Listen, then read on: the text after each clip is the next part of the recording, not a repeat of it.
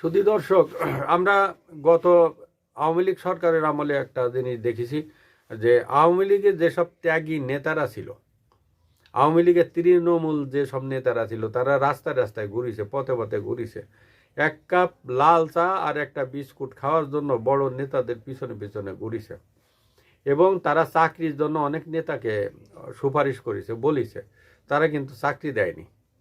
এই আওয়ামী লীগ নেতারা চাকরি দেয়নি, তারা চাকরি দিছে কারে? জামাত ইসলামের লোকজনের কাছ থেকে টাকা খাইয়ে তাদের লোকজনকে টাকা দিছে, এই চাকরি দিছে।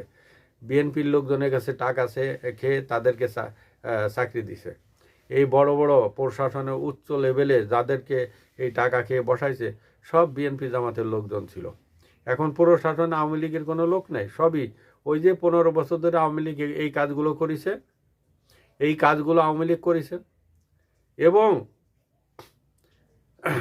যার কারণে হাসিনার কিন্তু দৌড়ানে খাইতে হয়েছে। আর এইসব লোকগুলো প্রশাসনের ভিতরে ঢুকে তারা আওয়ামী লীগে সেজে গেছে, আওয়ামী লীগের বড় নেতা হয়ে গেছে, সিবিআইয়ের বড় বড় নেতা হয়ে গেছে। এ আছে অবস্থা।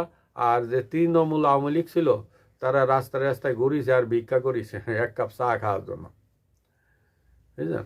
আর লক্ষ লক্ষ টাকা এইসব জামাত এরা ইনভেস্ট করে আওয়ামী লীগের লোকের পেট মোটা করেছে।